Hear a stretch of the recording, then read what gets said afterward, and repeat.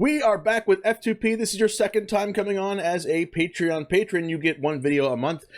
So this is your second video for the second month. Really happy to have you back. And update, you got a new mic too, so that's awesome.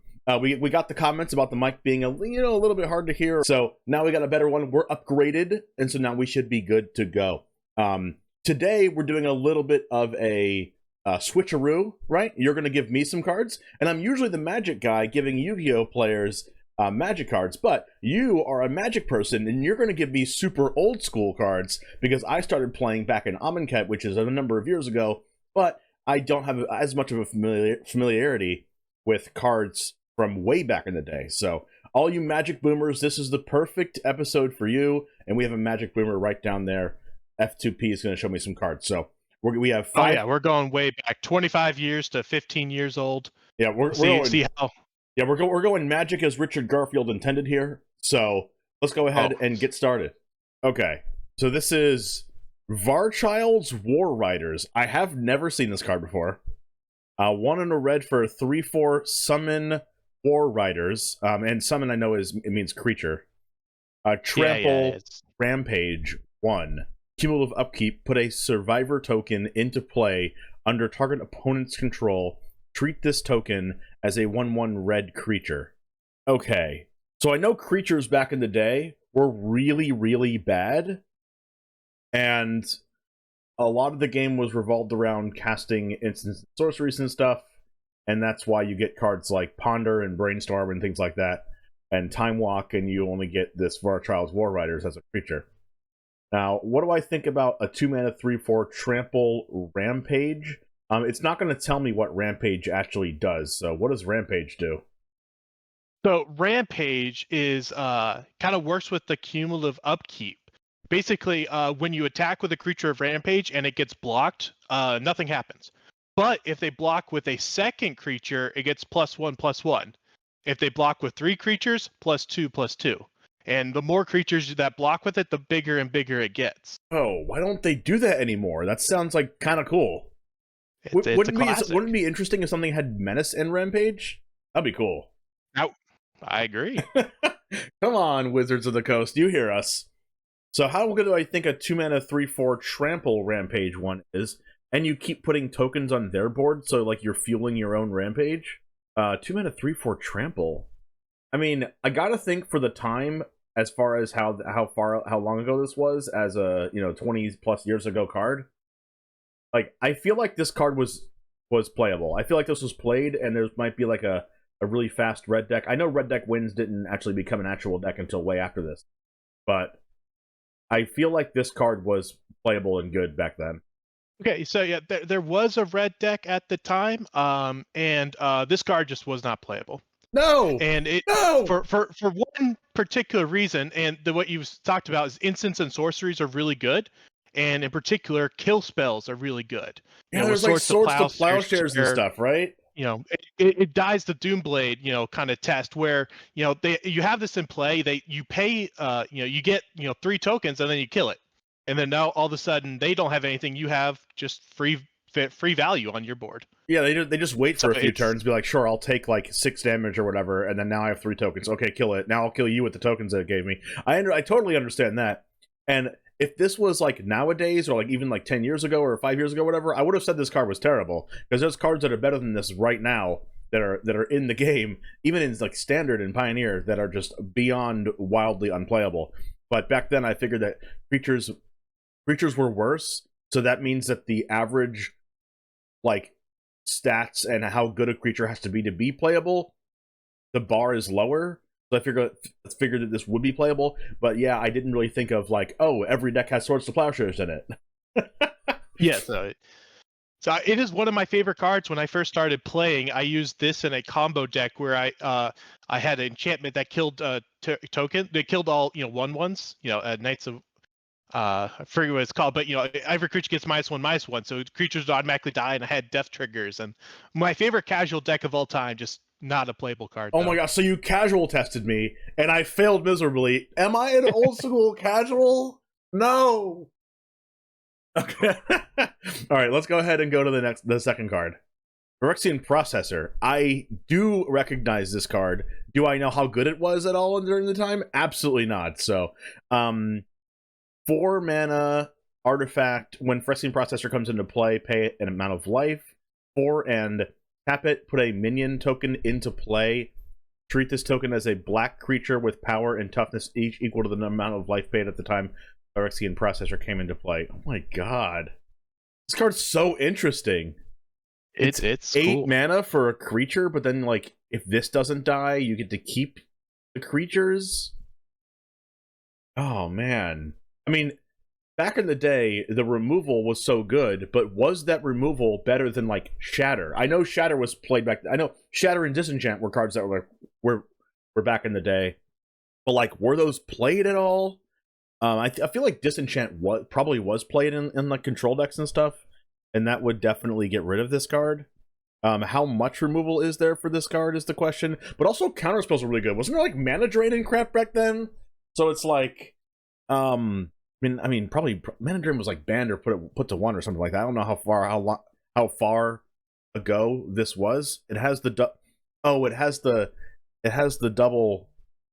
freaking gears there. So that means it was like, Yeah. I forgot what set that is. What's that called again? I'd have to double check. The gears are definitely an old set. I think it's Urza Saga. Urza Saga, there we go. Urza Saga. So, was this card good back then? I've seen a lot of Urza Saga cards, and I've heard of this card, but I don't know if it's good or not. Actual Counterspell was played back then. I'm not sure if any other crazy counterspells were back then. I don't know if Mana Drain was still in the game back then, or still like not banned yet. Let's see. Put a minion into play. Like, the 4 and tap it is actually good if you're playing like a control deck or some kind of deck that just wants to grind your opponent out, like some kind of mid-range deck top end kind of card where you just pay 4, pay, 4 life or 3 life or whatever, and then just keep using this every turn until the game ends. Kind of like an Urza Saga is right now.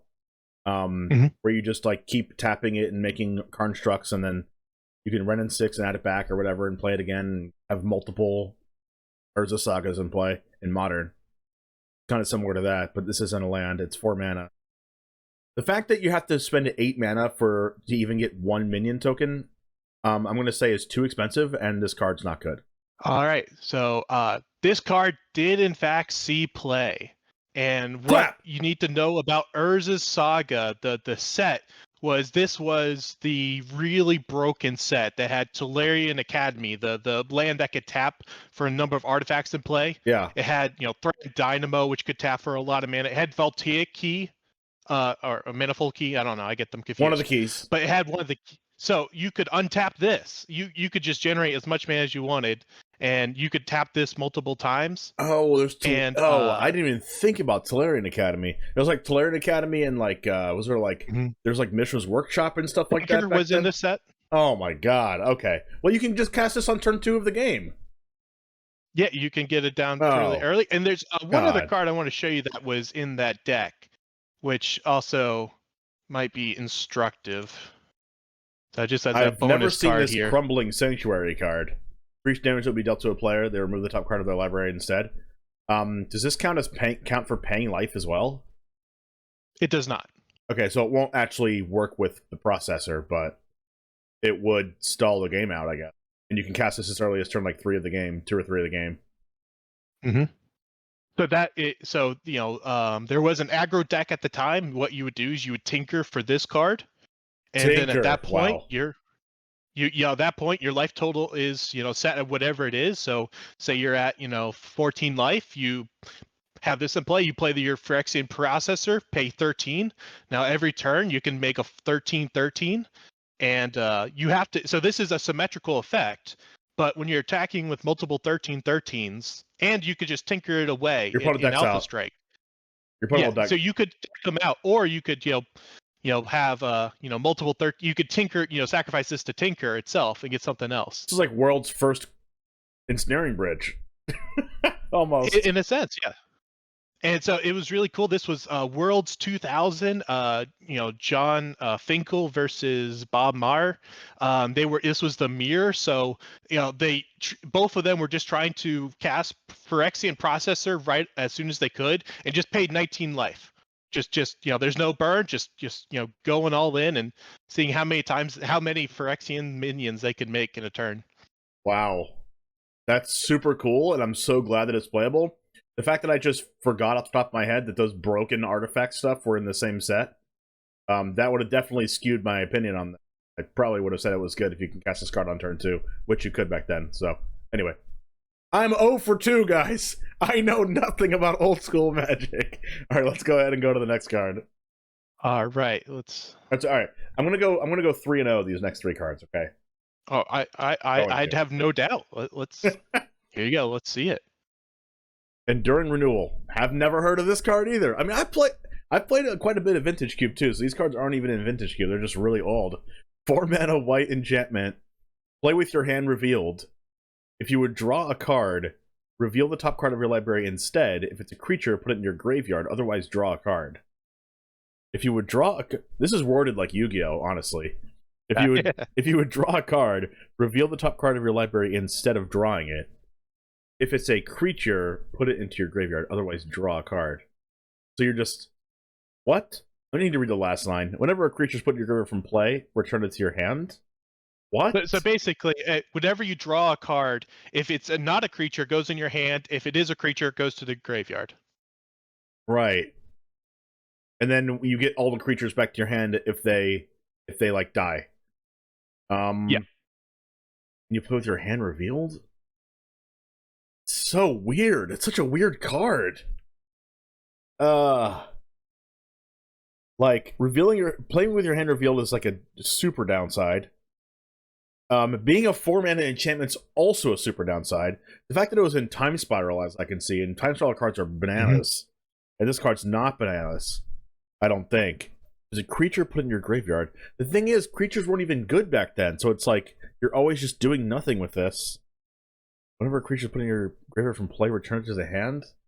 So, like, unless there's some kind of, like, loop where a card can go from the graveyard back to the hand, and then, like, play it again, and kill it and go back to the hand, and like some sacrifice shenanigans, like, this card's gotta be awful. I'm gonna say this card's terrible, but because it looks terrible, it's probably good in some kind of way, but I'm going to say it's terrible.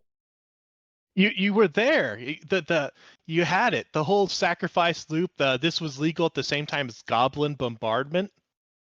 So that's a 2-mana enchantment. I know. I know what Goblin Bombardment does. 1 damage. People would play this with Goblin Bombardment. Yeah, and then just loop the creatures and kill your opponent.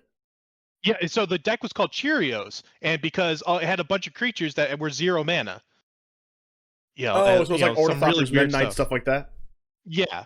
So yeah, you would just this is your kill. You have Bombardment in play, and you play this card to win the games, and so it was first called Cheerios. Then they added Necropotence, which I'm probably a card. Oh yeah, of course. Yeah, I know what that one is.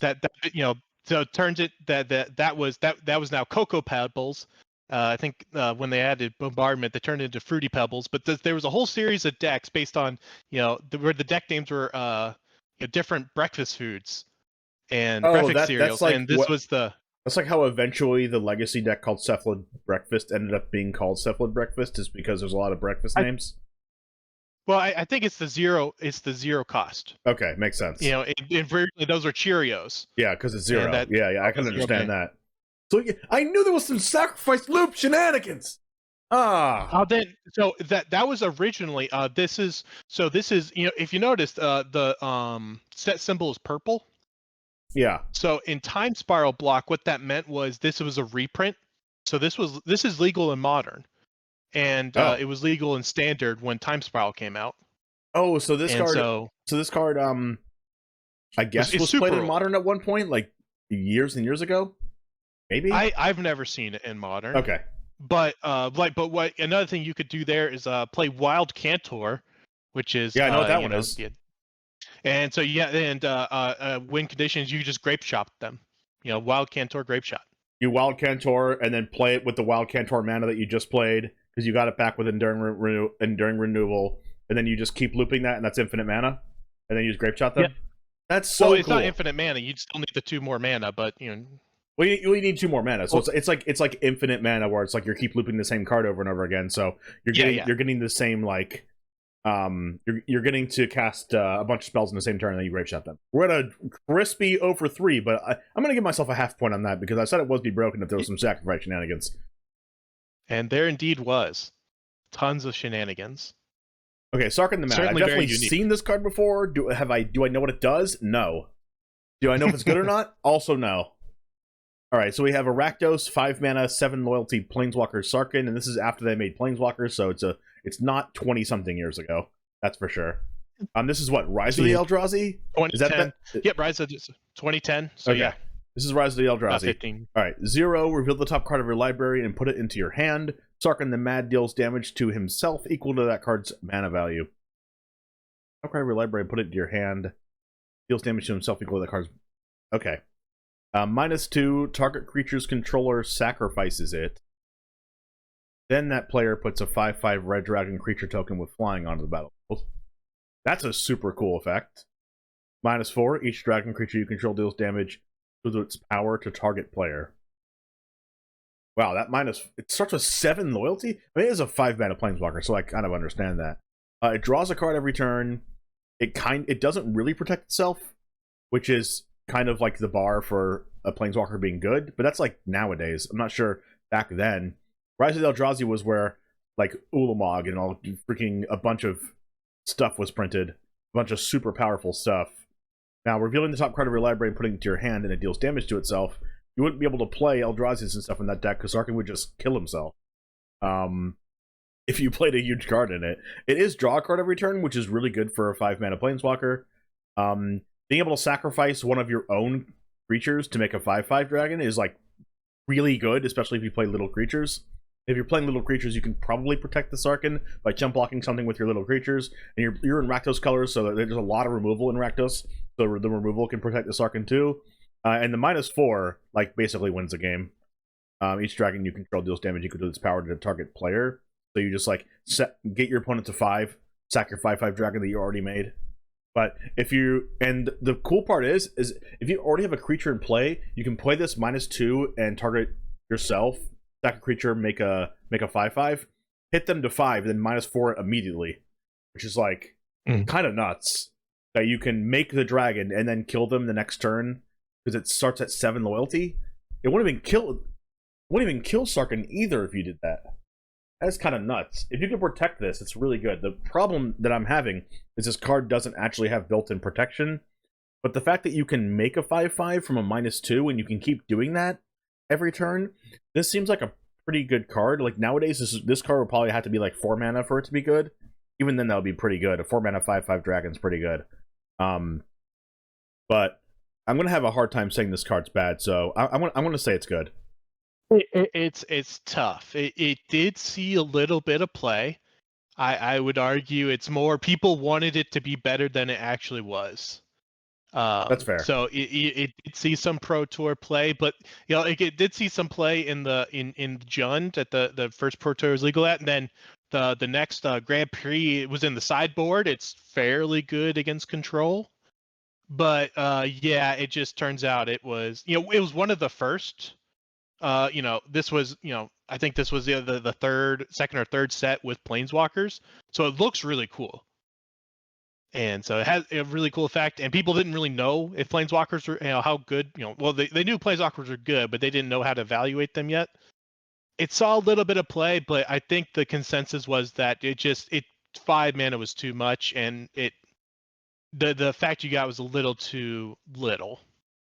Yeah, I mean, 5 mana make a 5/5 dragon is not amazing, but the fact that you get to do it again if Sarkhan doesn't die was kind of like, okay, this card's probably saw play then. And then the fact that you can get them to 5 and then shoot them with a dragon is like a nice clock for your opponent on this card having to kill it. But how do they kill this through a 5/5 dragon if they don't have a card like, Fatal Push wasn't printed yet, so like how are they really killing a 5/5 back then in Rise of the Eldrazi format? I guess Dismember was probably a card back then that could kill a dragon, but maybe it wasn't printed yet. I think that's the next set. Okay. Anyway, I don't know if I get a full point or half point. This saw KOTOR play, so I'm going to give myself a point. It did see play, but I think that was more people trying to figure out if it was good or not. And I think it was good in control, but I would also argue that there was a lot more powerful things you could be doing with the Eldrazi. Fair. I mean, that is true. Eldrazi's are really powerful. All right, let's go ahead and see the last card. All right, let's see. Recognize this one. Mirror Incubator. I have not seen this card. It's crazy there's so many cards I haven't seen because I know a ton of cards. Like, I probably know thousands of Magic cards. And I played Commander. And there's tens of thousands of cards on Commander. So the fact that I haven't seen some cards is like just beyond me still. Okay. Mirror Incubator is a 6 mana artifact. You can pay 6 and tap it and sacrifice this. Search your library for any number of artifact cards, remove them from the game, and then put that many 1/1 mirror artifact creature tokens onto play, and then shuffle your library. It's so funny. Oh my goodness. And this is from a crazy old set too. I recognize that symbol. My goodness. Mirrodin. Yeah, Mirrodin. Speaking of mirrors. Mirrors in Mirrodin. It is modern legal. I know that Mirrodin is the artifact set. There's some stuff banned from Mirrodin back in the day. A lot of stuff, actually. Whether the huge artifact ramp cards we already talked about, like Tolarian Academy and stuff like that, were still legal by the time this card came out. Probably. Let's see. Also, you can also... Wait. This doesn't say use only as a sorcery. It does not. So you could just play this. I guess if Tinker was legal, that would be crazy as a win condition. But if you're using the other card we already talked about as a win condition, this card's a worse win condition than that, because if your opponent has like a, Heartless Summoning, you just don't get the 1/1s. But playing this and then passing and then using this on your opponent's end step always wins you the game, because if you have 20 artifacts in your deck, you win. I will like to say this was significantly after that time period. There's probably maybe 10 years between those two sets. Fair. I mean, this card is super de-duper expensive. So, I mean, if this was a card right now, it would be awful. There's just way better things to be doing for 6 mana, or even, like, this is technically 12 mana, right? Like, you're going to play this, and then it's going to die before you can use it, which is very bad. I mean, the fact this is 12 mana, and you can spend 12 mana on literally anything, you can just cast an Emrakul, right? So, like, this... I'm going to say this card's not good.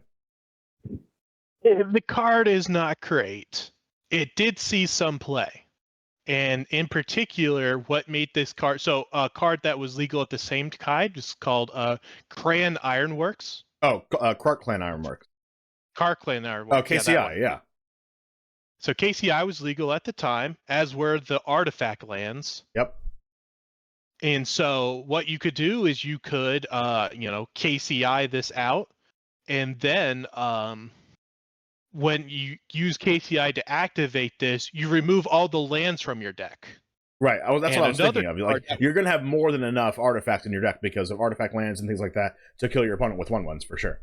And another card that was legal is Goblin Charbelcher. Oh, I know what Charbelcher does. So you just exile your whole deck and then Charbelcher them for game? Yes. That's so funny. So much mana. And then but KCI generates a lot of mana. It does. And with the artifact lands and this is the kind of the big combo payoff for that style deck. Also, I think it also played Fireball just to Yep. If the 31/1s wasn't enough. Wow, it had a bunch of different ways. It was, so I would say that it wasn't fantastic, but it was that at certain worlds, I think it got to semifinals. And I think it was a really cool deck, and it was played in that time. Yeah, KCI is I will say banned. Modern. Yeah. Oh yeah, definitely. And it's also a little hard to like. There's not good standard data like before 2012, 2011. So this was a little bit before that time. So I don't know how much it saw play in standard, but it did. You know, there's good worlds and Pro Tour data, and it did see a little bit of play there. Nice. It is cool that like a 12 mana activation thing saw play. Because if you're going to pay 12 mana, there's like so many things you can do for 12 mana that are probably better than putting 31 ones in play. Yeah, but if you could sacrifice them all for mana and that's true. You know, Charbelcher them or yeah. Fireball them. Yeah, that's true. Well, I mean, you taught me something today. I didn't know any of these cards, and I know a lot of Magic cards. The Yu-Gi-Oh, not Yu-Gi-Oh, the Magic boomers in the chat can flame me for being the fake Magic person that I am. For not knowing these cards. I'm totally expecting to get actually by someone like. Oh, we're actually Sarkin the Mad was fantastic, and you don't know. No, we're gonna get actually for every single one of these cards, but it is what it is. That's the fun of it. So I like responding to the comments. But anyway, thank you F2P for coming back on. Thank you for the mic improvement as well. It was a really fun time, and hopefully we can do one of these again, because if there's this many cards I don't know, there's probably a lot more that I don't know as well. So I still have a folder of stuff. You still have a folder? Okay, we'll do one again next month. Next month as well if you want to. I'd be down. Okay. Well, if you want a chance to be on the show as well, you can join the Patreon. Check the link down in the description below for all the details on that. Thank you also to Prodigy Games for being the sponsor of this video as well. You can save 7% off of literally anything in the store, including pre-orders, by using code JAME7 at checkout. Thank you once again for coming on the show. We'll see you next time. And as always, peace.